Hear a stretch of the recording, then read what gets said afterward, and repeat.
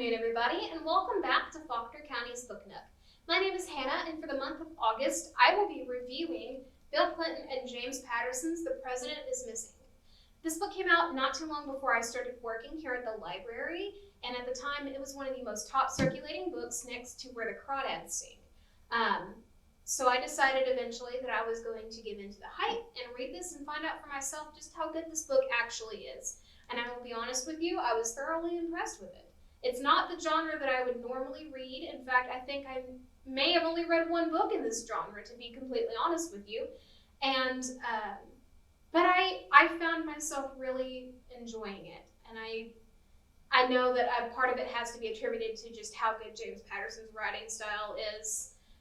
But I understand the hype for it. For those of you who haven't read it, though, this book follows President Duncan, and in the beginning of it, we start out with him being accused of siding with terrorists. What America and its people do not know is that he is actually going undercover to do his best to prevent a mass attack on America that is happening just within a few short days of this book starting out and taking place.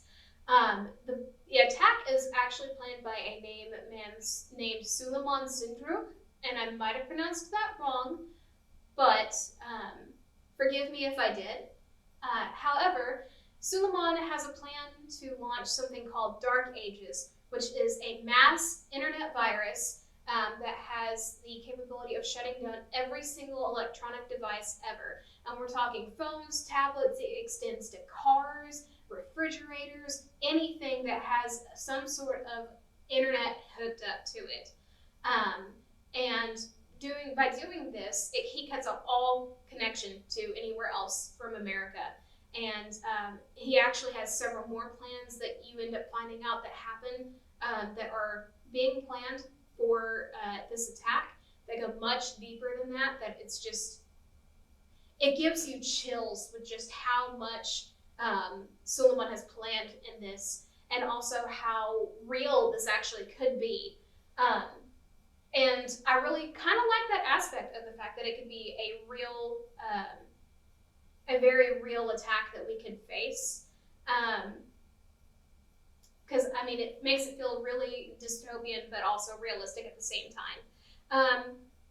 I was actually not really impressed with it whenever I started reading the book. However, after about chapter 10 to 12 or so, just as Jame Patterson likes to do, he immediately just does something and just the story picks up immediately. Like he has that thing where he just immediately just draws you into that story. And once that happened, I could not put this book down. I spent like a good 2 nights up the entire time reading it. Like, it's so good. I definitely understand the hype behind this book now. In fact, I heard at one point there was going to be a television series produced for The President is Missing. However, it got canceled due to COVID concerns. And so here's hoping that eventually it actually gets picked back up again, because this would make an amazing action thriller movie or TV series. And for anybody who hasn't actually read this yet, I highly advise that you do, because I think you would enjoy it.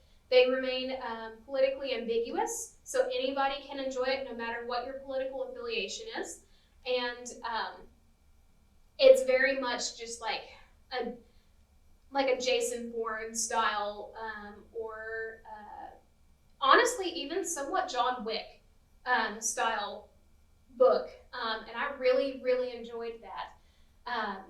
So you can find this book in basically any of our branches. It's available here at the main branch as well. We have several copies that circulate. So that should be, I would like to hope it'll be easy for you guys to find. If not, we definitely offer this book on our online services as well, that being Libby and Hoopla. You can also get a hold of an audiobook version of it. We have a physical copy of the audiobook as well as digital copies as well, along with digital copies as well on our apps. If you would like to hear more recommendations about books to read, please like and subscribe to this channel. We usually post these on our YouTube, Facebook, Instagram, and Twitter.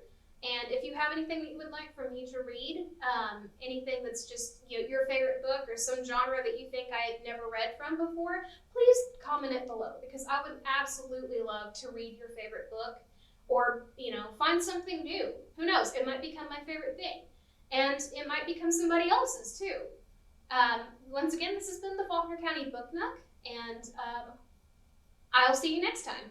Thank you.